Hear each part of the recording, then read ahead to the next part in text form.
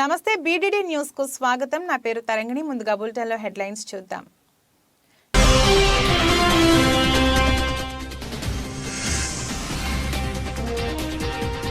Central నైజీరియాలో కాల్పులు, 160 మంది మృతి.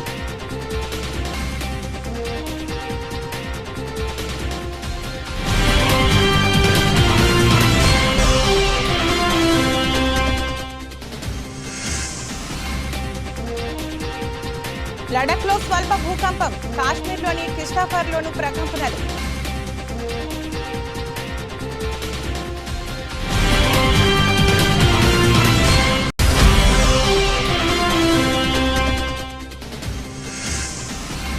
దేశంలో ఒక్కరోజే 628 కొత్త కేసులు, 4054కు చేరిన మొత్తం యాక్టివ్ కేసులు.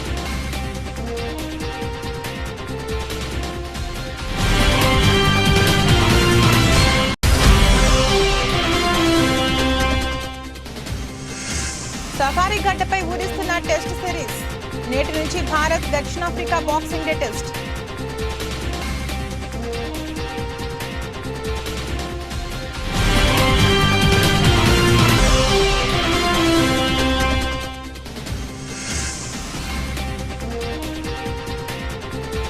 బిజినెస్ రివ్యూ 2023 ఇన్వెస్టర్లకు భారీ లాభాలను పంచిన చిన్న షేర్లు.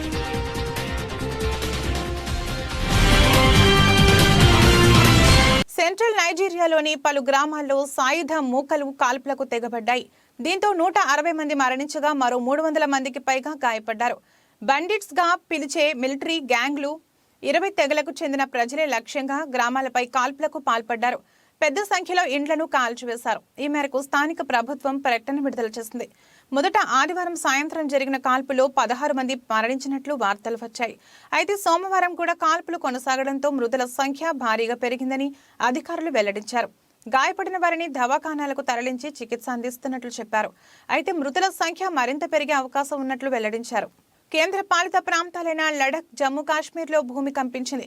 మంగళవారం ఉదయం 4:33 లడఖ్లోని లేహ్లో భూకంపం వచ్చింది. దీని తీవ్రత 4.5గా నమోదైందని నేషనల్ సెంటర్ ఫర్ సిస్మోలజీ తెలిపింది. భూ అంతర్భాగంలో 5 కిలోమీటర్ల లోతులో ప్రకంపనలు చోటు చేసుకున్నాయని వెల్లడించింది. అదేవిధంగా జమ్మూ కాశ్మీర్లోని కిష్టాఫర్లోనూ భూమి స్వల్పంగా కంపించింది. మంగళవారం తెల్లవారుజామున 1:10 3.7 తీవ్రతతో భూకంపం వచ్చింది. ఇక్కడ కూడా 5 కిలోమీటర్ల లోతులోనే కదలికలు సంభవించాయని ఎన్సీఎస్ తెలిపింది. కాగా భూకంపం రావడంతో ప్రజలు ఇండ్ల నుంచి రోడ్లపైకి పరుగులు తీశారు. అయితే భూకంపం వల్ల జరిగిన నష్టానికి సంబంధించిన సమాచారం ఇంకా తెలియరాలేదని అధికారులు వెల్లడించారు. దేశవ్యాప్తంగా కోవిడ్-19 ఉపరకం JN.1 కేసులు పెరుగుతున్నాయి. ఆదివారం వరకు దేశవ్యాప్తంగా ఈ తరహా కేసులు 63 నమోదయ్యాయి. ప్రజలు అప్రమత్తంగా ఉండాలని కేంద్రం, రాష్ట్రాల ప్రభుత్వాలు కోరాయి. దేశంలో సోమవారం 628 తాజా కరోనా కేసులు నమోదయ్యాయని, యాక్టివ్ కేసుల సంఖ్య 4054కు చేరుకుందని కేంద్ర ఆరోగ్య శాఖ తెలిపింది. కరోనాతో కేరళలో ఒకరు చనిపోయారు. కొద్ది వారాలుగా కరోనా కేసుల్లో పెరుగుదల కనిపిస్తున్నది. అయితే దవాఖానాలో చేరి చికిత్స పొందుతున్న వారి సంఖ్య తక్కువగానే ఉంది. రాష్ట్రంలో కరోనా కేసులు పెరుగుతున్నాయి. సోమవారం 10 పాజిటివ్ కేసులు నమోదయ్యాయి. హైదరాబాద్ లో 9, కరీంనగర్ లో 1 కేసు నమోదైనట్లు వైద్యారోగ్య శాఖ బులెటిన్ విడుదల చేసింది. మొత్తం 989 మందికి కరోనా నిర్ధారణ పరీక్షలు నిర్వహించినట్లు తెలిపింది. దీంతో రాష్ట్రంలో యాక్టివ్ కేసుల సంఖ్య 55కు చేరిందని చెప్పింది.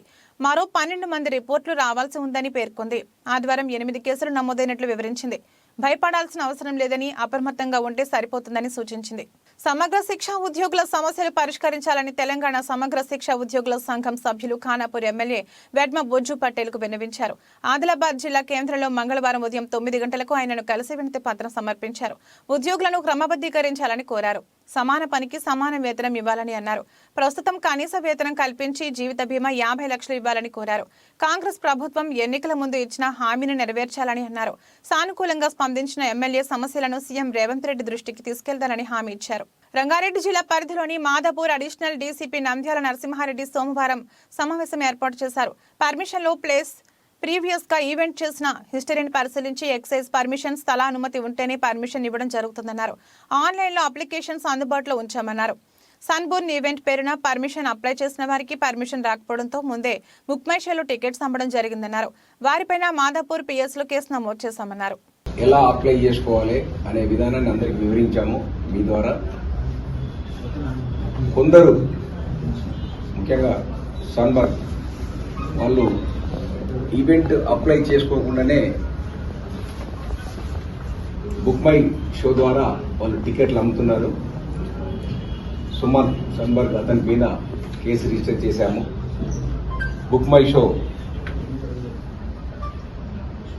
అతని నోడల్ ఆఫీసర్ ప్లస్ ఎండి మీద వారికి కూడా నోటీసులు ఇస్తున్నాము. ఎవరైనా టికెటెడ్ ఈవెంట్స్ చేస్తే వాళ్ళు ముందుగా పర్మిషన్ తీసుకున్న తర్వాతనే టికెట్స్ అమ్మాలి. ఒకవేళ అలా చేరినట్టయితే వాళ్ళపై చట్టపరమైన చర్యలు తీసుకుంటాము. ఆర్గనైజర్ మీద, ఈవెంట్ మేనేజర్ మీద, వాళ్ళందరి మీద కూడా కేసు బుక్ చేస్తాము. మేము పర్మిషన్ ఇచ్చే ముందు వాళ్ళ ప్లేసు, వాళ్ళు ఇంతకుముందు కండక్ట్ చేసిన ఈవెంట్, వాళ్ళ ప్రీవియస్ హిస్టరీ వాటినన్నింటినీ పరిశీలించి వాళ్ళకి పర్మిషన్ ఇస్తాము.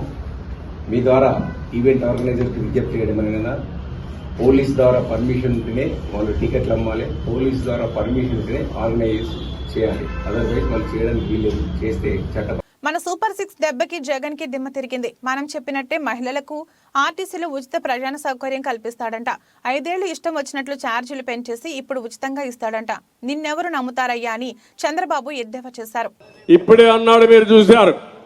నేను సూపర్ 6 ఇస్తే ఈ ముఖ్యమంత్రి అంటున్నాడు నేను కూడా ఉచిత ప్రయాణ సౌకర్యం మా ఆడబిడ్డలకు ఏర్పాటు చేస్తానని నేను హామీ ఇచ్చాను. ఇప్పుడు ఆయన ఓడిపోతాడని సర్వేలు వచ్చేసాయి. అందుకే నేను కూడా ఉచితంగా బస్సుల్లో ఆడబిడ్డలకు ప్రయాణ సౌకర్యం ఏర్పాటు చేస్తాను. బాగానే ఉంది. వాళ్ళ దగ్గర దోచుకున్న నిత్యావసర వస్తువుల ధరలు పెరుగుతాయి. ఎవడిస్తాడు ఆ డబ్బులు తిరిగి? కరెంటు ఛార్జీలు దోపిడీ చేశారు, ఎవరిస్తారు ఆ డబ్బులు తిరిగి? పన్నులు పెంచి విపరీతంగా చేశారు, ఎవరిస్తారు ఆ డబ్బులు? ఇసుకలో దందా చేశావు, ఆ డబ్బులు తిరిగి ఎవరిస్తారు? మద్యాన్ని అమ్ముకొని వాళ్ళ జీవితాలు నాశనం చేశావు. ఇవన్నీ క్షమించరాని నేరాలని చెప్పి కూడా నేను మీకు తెలియజేస్తున్నా. అందుకే నేను ఒక మాట అన్నాను, మార్చవలసింది ఎమ్మెల్యేలు కాదు, మార్చవలసింది ఎవరిని? పెనమలూరు నియోజకవర్గం ఉయ్యూరు మండలంలో రాజుపేట గ్రామంలో రాష్ట్ర బీజేపీ అధ్యక్షురాలు దగ్గుబాటి పురంధేశ్వరి వెంకటేశ్వరరాజు ఆధ్వర్యంలో బీజేపీ జెండా ఆవిష్కరించారు. అనంతరం మీడియాతో మాట్లాడుతూ ఈ రాష్ట్రంలో జనసేన పార్టీతో కేంద్ర అధిష్టానం మేరకు బీజేపీ పార్టీ పొత్తు ఉంటుందని అన్నారు. రాష్ట్రంలో వైసీపీ ప్రభుత్వ అరాచక పరిపాలనని రాష్ట్ర ప్రజల సమాధి చేసే అవకాశం ఉందని, కేంద్ర ప్రభుత్వం ఆంధ్ర రాష్ట్ర ప్రభుత్వానికి అభివృద్ధి కొరకు నిధులను సక్రమంగా అందించిన రాష్ట్ర ప్రభుత్వం నిధులను దుర్వినియోగం చేసి రాష్ట్ర అభివృద్ధి వెనుకబాటు పడటంలో ప్రథమ స్థానంలో ఉందని అన్నారు. కాకినాడ జిల్లా పెద్దాపురం బైబిల్ మిషన్ స్వర్ణ దేవాలయంలో reverend doctor GR Emmanuel Raj మరియు జాన్ మోజెస్ దాస్ల ఆధ్వర్యంలో గ్రాండ్ క్రిస్మస్ వేడుకలు ఘనంగా నిర్వహించారు. ఈ వేడుకకు ముఖ్య అతిథిగా ఆంధ్రప్రదేశ్ రాష్ట్ర తెలుగుదేశం పార్టీ మాజీ హోంమంత్రి మరియు పెద్దాపురం శాసనసభ్యులు నిమ్మకాయల చినరాజప్ప విచ్చేశారు. Merry Christmas, very happy Christmas. క్రీస్తు నేడు పుట్టెను, హల్లెలూయా. క్రీస్తు మన కొరకు పుట్టెను, హల్లెలూయా. క్రీస్తు పాపుల కొరకు పుట్టెను, hallelujah. Happy Christmas, merry Christmas, merry Christmas. Happy Christmas. సర్వశక్తిమంతుడైన దేవాతి దేవుడు అన్ని లోకములకు అవతల వంచబడినటువంటి మహనీయుడు, మహోన్నతుడు, ఆయన రూపమును, ఆయన తేజస్సును, ఆయన ప్రభావాన్ని తగ్గించుకుని మానవుల పాప పరిహార్థము కొరకు, మానవులను పరిశుద్ధులుగా చేయుట కొరకు 2023 సంవత్సరాల క్రితమే దేవలోకము నుండి భూలోకానికి వచ్చి నరుడుగా పుట్టిన ఈ పుట్టుక వేడికి క్రిస్మస్. ఆయనను ఆరాధించుట, క్రిస్మస్ అనగా ఆరాధించుట, క్రీస్తుని ఆరాధించుట. యావత్తు ప్రపంచమంతా ఈ క్రిస్మస్ వేడుకలలో పాల్గొని సంబరాలు చేసుకుంటూ అమరానికంటేలాగా అనేకమైన సంతోష గానములతో, గీతాలతో ప్రభుని స్తుతిస్తూ ఆరాధిస్తున్న ఈ క్రిస్మస్ వేడుకను బట్టి మేము ఎంతో సంతోషిస్తున్నాము. స్వర్ణ దేవాలయం బైబిల్ మిషన్ వారు నిర్వహించిన ఈ గ్రాండ్ క్రిస్మస్ కు వచ్చిన మీ ಎಲ್ಲರಿಗೂ ప్రభు యొక్క కృప తోడే ఉండి నడిపించును గాక. ఆమేన్.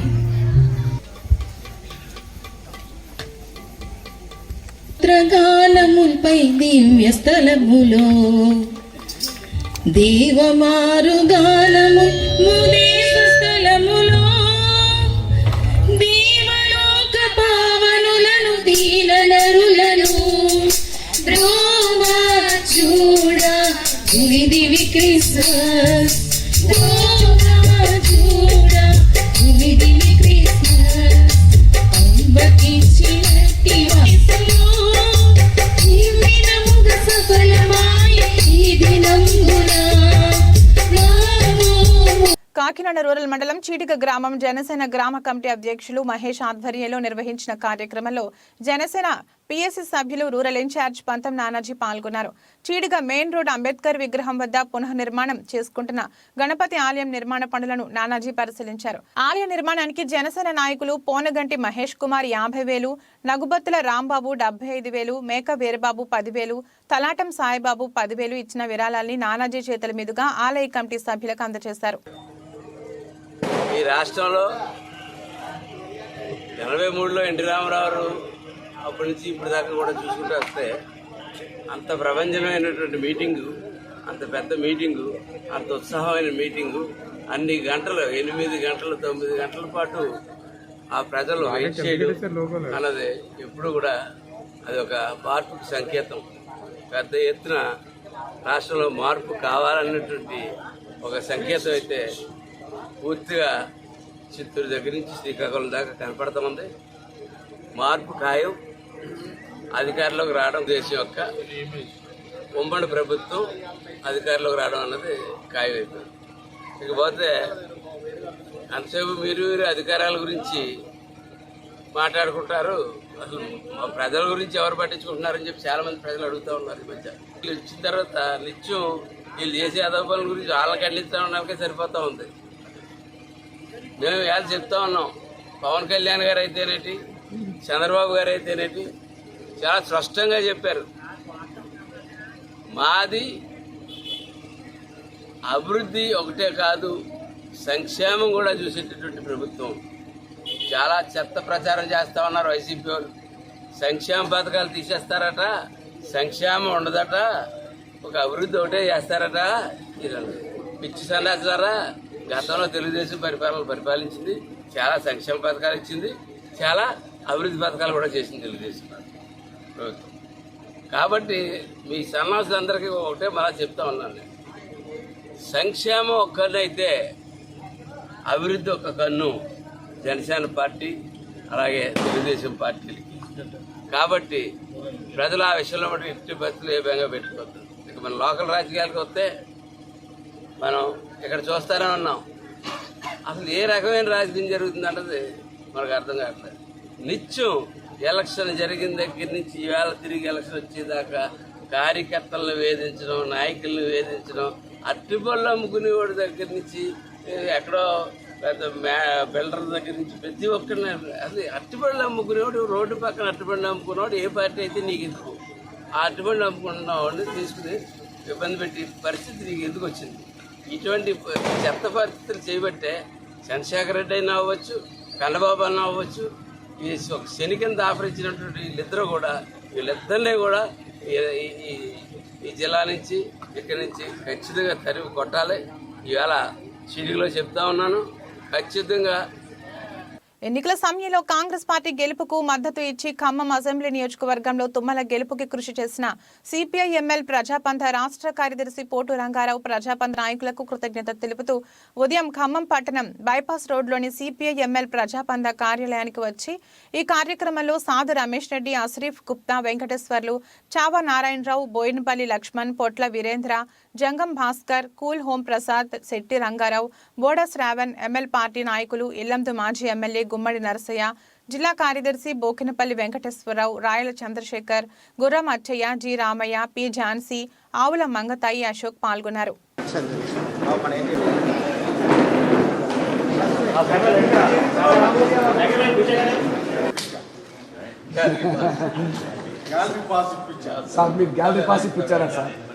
గ్యాలరీకి పోవడానికి నా దగ్గర నుంచి పాలు తీసుకుని గ్యాలరీకి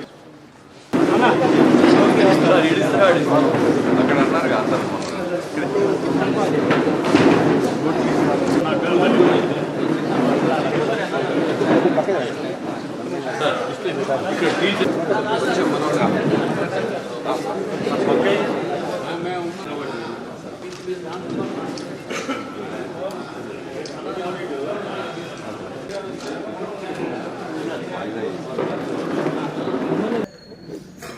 కష్టపడుతున్నారో పోరాటం చేస్తున్నారో ఆ సమస్యల పరిష్కారం కోసం వాళ్ళ జీవితాలు మెరుగుపడటం కోసం వాళ్ళు కూడా కొండల్లో కోణంలో ఉంటున్నటువంటి ముఖ్యంగా గిరిజనులు అదేవిధంగా ఆ ప్రాంత మౌలిక వసతుల కల్పన కోసం పెద్ద ఎత్తున నాకు ఆ భగవంతుడు ఇచ్చిన శక్తి మేరకి ఆ రోజుల్లో బాటన్న అరుణక్క ముత్తయ్య కృష్ణ ప్రజాప్రతినిధి యొక్క సహకారంతో గుండాల ఆడపిల్లే కాకుండా వాజేడు నుంచి విఆర్పురం చింతూరు దాకా నా అధికార కాలం ఎక్కువ ఆయా ప్రాంతాలకే. ఎందుకంటే ఇక్కడ ఉన్నటువంటి మైదాన ప్రాంతంలో ఉన్నటువంటి వాళ్ళకి అధికారులు అందుబాటులో ఉంటారు, ప్రజాప్రతినిధులు అందుబాటులో ఉంటారు, వాళ్ళకి నోరు తెరిచి అడిగే శక్తి ఉంటుంది, ఏదో రకంగా వాళ్ళు చేయించుకోగలుగుతారు. కానీ వాళ్ళకి అడిగేటటువంటి అవకాశం లేదు. వాళ్ళ దగ్గరికి అధికార యంత్రాంగం కానీ ప్రజాప్రతినిధులు వెళ్ళే అవకాశం ఉండదు. కాబట్టి ఎక్కువ నేను అధికారులు నా ప్రాంతానికే తీసుకెళ్ళి వాళ్ళ కష్టాలు చూపించి వాళ్ళకి ఆ కష్టాలు తొలగేదానికి మౌలికంగా ఏం చేస్తే ఆ ప్రాంతాలకు అవకాశం ఉంటుందో విద్యా వైద్య సౌకర్యాలతో పాటు వాళ్ళ వ్యవసాయానికి నిమ్మవారు కానీ ఇంకోటి ఉండాల కాదు చెరువులు భీముని పాలెం వాడి పాపం గిరిజనులు నా దగ్గరికి నడుచుకుంటూ వచ్చే రోజులుండే. అటువంటి నాకు వీలైన కాడికి పరిష్కారం చేశాను. విద్యాపరంగా వైద్యపరంగా కూడా ముఖ్యంగా ఆ మండలాలకి వాజోడు కావచ్చు, చింతూరు, విఆర్పురం, కొనవరం ఆ రోజుల్లో ఉమ్మడి రాష్ట్రంలో ఉన్నటువంటి వాటికి ఎక్కువ సౌకర్యాలు కల్పించి జిల్లా ఎక్కువ భాగం కొండల్లో కోణంలో అటవీ ప్రాంతంలో ఉన్నటువంటి గిరిజన ప్రాంతం కాబట్టి వాటి మేలు కోసమే నేను పనిచేశాను. కాబట్టి నాకు ఆ సంతృప్తి ఉంది. మళ్ళీ మీ అందరి యొక్క సహకారంతో ఈ ప్రభుత్వంలో కూడా నాకు అవకాశం వచ్చింది. తప్పకుండా మిగిలిన పనులు చేసే శక్తి మీరు ఆ భగవంతుడు నాకు కల్పించాలని చెప్పి మిమ్మల్ని అందరినీ ప్రార్థిస్తూ తప్పకుండా మీ ఆలోచన విధానానికి అనుగుణంగానే మా పరిపాలన ఉంటుంది. పేదల పక్షాన, బడుగుల పక్షాన, బలహీన వర్గాల పక్షాన ఏం చేయగలుగుతామో అది చేసేటటువంటి అవకాశం తప్పకుండా తీసుకుంటానని చెప్పి విజ్ఞప్తి చేస్తూ, మొన్నటి ఎన్నికల్లో మీరు కొన్ని రోజులు అసలు ప్రజాస్వామిక పద్ధతిలో మేము ఓటు వేయం అన్నప్పుడు కూడా మిమ్మల్ని ఇబ్బంది పెట్టాలి, మేము వేసుకుంటాం అన్నప్పుడు కూడా మిమ్మల్ని నేను అడగలేదు. కానీ మీరు ఇప్పుడున్నటువంటి పరిస్థితుల్లో ప్రజాస్వామిక పాలన కావాలని, స్వేచ్ఛాయుత పాలన కావాలని, ప్రజలందరికీ ఉపయోగపడేటటువంటి పాలన లేదు అని చెప్పి గత ప్రభుత్వాన్ని మన అందరం కూడా ఆలోచన చేసిన తర్వాతనే మీరు ఆ నిర్ణయం తీసుకొని ఇదే హాల్లో నాకు ప్రకటించిన సందర్భం నేను ఎప్పటికీ మర్చిపోను.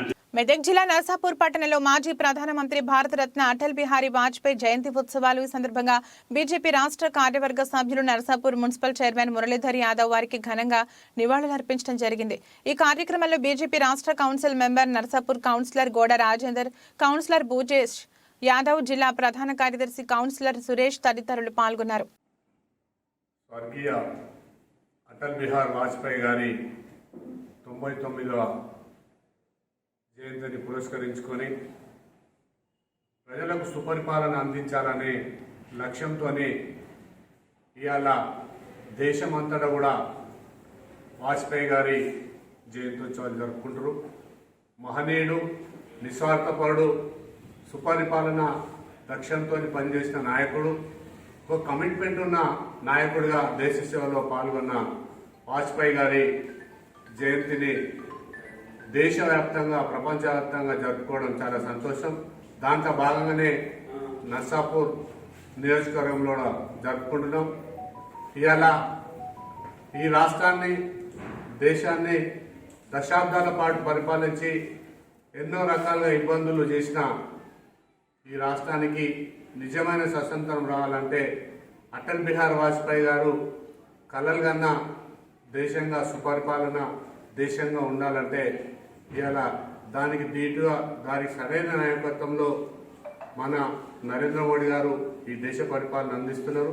అలాగే రాష్ట్రాలలో కూడా ఈ పరిపాలనకు శ్రీకారం దిద్దాలని, అన్ని రకాలుగా దేశం రాష్ట్రం సుభిక్షంగా ఉండాలి, సుపరిపాలన ఉండాలని చెప్పి ఏ లక్ష్యం అయితే కలలు కన్నాడో అటల్ బిహారీ వాజ్పేయి గారు, ఆ కలలకు నిదర్శనంగానే ఈరోజు భారతీయ జనతా పార్టీ కార్యకర్తల నాయకులు పనిచేస్తారు. దాంట్లో భాగంగానే ఇవాళ చాలా సంతోషం. స్వర్గీయ అటల్ బిహారీ గారి 99వ జయంతిని పురస్కరించుకొని ఘనంగా జరుపుకుంటున్నాం. కాబట్టి వాజ్పేయి గారు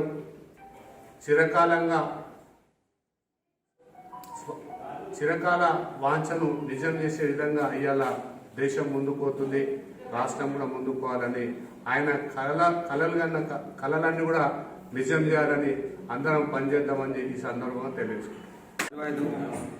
వాజ్పేయి జన్మదినాన్ని కేంద్ర ప్రభుత్వం దేశవ్యాప్తంగా సుపరిపాలన దినోత్సవంగా ప్రకటించడం జరిగింది. సుపరిపాలన అనేది నైతికతకు సంబంధించింది. ఈ దేశంలో కూడా అట్టడు వర్గాల ప్రజలు, అంత్యోదయంలో అట్టడు వర్గాల ప్రజల కోసం అటల్ బిహారీ వాజ్పేయి గారు తన జీవితం అంతా కలలు కన్నారు. ఏదైతే అంతకుముందు వాజ్పేయి పరిపాలన కంటే ముందు ఈ దేశంలో పట అనేక పార్టీలు పరిపాలన చేసినాయి, కానీ వాజ్పేయి యొక్క పరిపాలన ఈ దేశంలో పట ఒక ప్రత్యేకమైనది. వాజ్పేయి గారు ఎప్పుడైతే ప్రధానమంత్రి అయ్యాడో అప్పటి నుంచే ఈ దేశంలో పట అభివృద్ధికి పునాదులు పడ్డాయి, నైతిక విలువలకు పునాదులు పడ్డాయి. కాబట్టి అటల్ బిహారీ వాజ్పేయి ఒక్క ఓటుతో ఓడిపోయినప్పుడు కూడా ఎక్కడ కూడా పార్టీలో ఎంపీలను కొనుగోలు చేయకుండా తను దిగిపోవడానికి సిద్ధమవుతూ నైతికతను చాటిన వ్యక్తి అటల్ బిహారీ వాజ్పేయి గారు. కాబట్టి ఆయన యొక్క జీవితాన్ని ఆదర్శంగా తీసుకొని ఈరోజు భారతీయ జనతా పార్టీ ఈ దేశంలో పట నరేంద్ర మోడీ గారి నాయకత్వాన్ని పరిపాలన కొనసాగిస్తుంది. కాబట్టి ఈ అటల్ బిహారీ వాజ్పేయి యొక్క జన్మదినం ఈ దేశ ప్రజలకు ఆదర్శం, ఆయన జీవితం అంతా ఈ దేశంలో ఉన్న రాజకీయ నాయకులకు ఆదర్శం, ప్రపంచంలో ఉన్న నాయకులు కూడా అటల్ బిహారీ వాజ్పేయి యొక్క రాజకీయ జీవితం ఆదర్శం. కాబట్టి భారతీయ జనతా పార్టీ కార్యకర్తలు అటల్ బిహారీ వాజ్పేయి జీవితాన్ని ఆదర్శంగా తీసుకుని ఈ దేశంలో పట పరిపాలన కొనసాగించడానికి ముందుకు పోతున్నారు. అనేకమైన చట్టాల్లో పట కూడా ఇప్పుడు కూడా ఏదైతే రోడ్లు అయితే ఉన్నాయో వాటిలో కూడా కానీ ఏదైతే బలమైన పోఖ్రాన్ అనుభవం విషయంలో కానీ అటల్ బిహారీ వాజ్పేయి యొక్క ముద్ర ఉన్నది. కాబట్టి అది మరవలేనిది.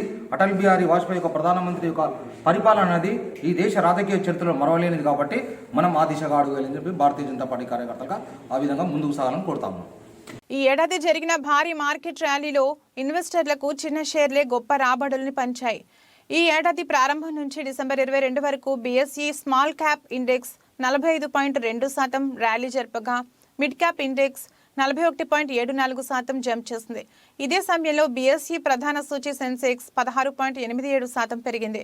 సెన్సెక్స్ తో పాటే స్మాల్ మిడ్ క్యాప్ ఇండెక్స్లు సైతం చారిత్రాత్మక రికార్డు స్థాయిల్ని చేరాయి. ర్యాలీలో అధికంగా రిటైల్ ఇన్వెస్టర్లు పాల్పంచుకోవడంతో పాటు దేశ స్థూల ఆర్థిక ఫండమెంటల్స్ పట్ల ఆశాభావం నెలకొనడంతో స్మాల్ మిడ్ క్యాప్ షేర్లు జోరుగా పెరిగాయని విశ్లేషకులు చెప్పారు.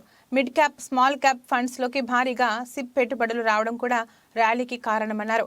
మొత్తంగా ఆర్థిక వ్యవస్థ అవుట్లుక్ బాగుంటే స్మాల్ మిడ్ క్యాప్ విభాగాలు ర్యాలీ స్పీడ్ గా ఉంటుందని AUM capital national head Mukesh Kochhar వివరించారు. దక్షిణాఫ్రికా పర్యటనలో T20 సిరీస్ ను సమం చేసుకుని వన్డే సిరీస్ చేజిక్కించుకున్న టీమిండియా ఇప్పుడు అసలు సిసలు సమరానికి సమాయత్తమైంది. ప్రతి ఒక్కరూ ఆసక్తిగా ఎదురుచూస్తున్న 2 మ్యాచ్ల టెస్ట్ సిరీస్ కు మంగళవారం తెరలేవనుంది. పేస్ కు సహకరించే సెంచూరియన్లో ఇరు జట్ల మధ్య నేటి నుంచి తొలి టెస్టు ప్రారంభం కానుంది. 1992 నుంచి మొదలుకుని ఇప్పటి వరకు 31 ఏండ్లలో 8 సార్లు దక్షిణాఫ్రికాలో పర్యటించిన టీమిండియా ఒక్కసారి కూడా టెస్ట్ సిరీస్ గెలవలేకపోయింది. ఒకే ఒక్కసారి సిరీస్ డ్రా చేసుకుని మిగిలిన 7 సార్లు ప్రత్యర్థికి కప్పు అప్పచెప్పింది. ఈసారి ఆ లెక్కలు సరిచేయాలనే ఉద్దేశంతో భారత జట్టు ఉంటే అజేయ రికార్డు కొనసాగించాలని ప్రోటీస్ రెడీ అవుతున్నారు. బులెటిన్ ముగించే ముందు హెడ్లైన్స్ మరొకసారి.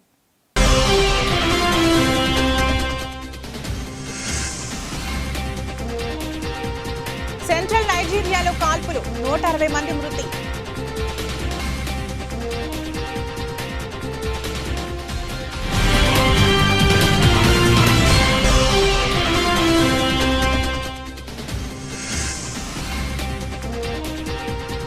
లడఖ్ లో స్వల్ప భూకంపం, కాశ్మీర్లోని కిష్టాఫర్లోను ప్రకంపనలు.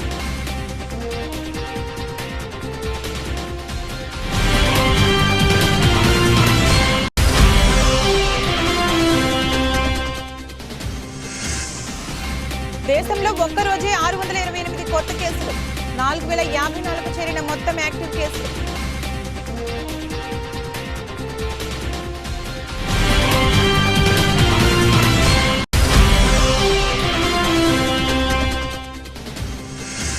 సఫారీ గడ్డపై ఊరిస్తున్న టెస్ట్ సిరీస్. నేటి నుంచి భారత్ దక్షిణాఫ్రికా బాక్సింగ్ డే టెస్ట్.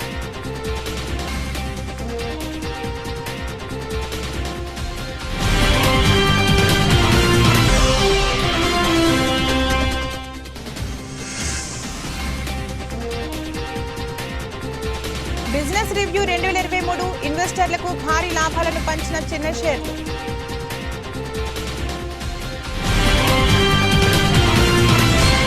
ఇదే రోజు బులెటిన్. మరో బులెటిన్లో మళ్ళీ కలుద్దాం. అంతవరకు సెలవు. నమస్కారం.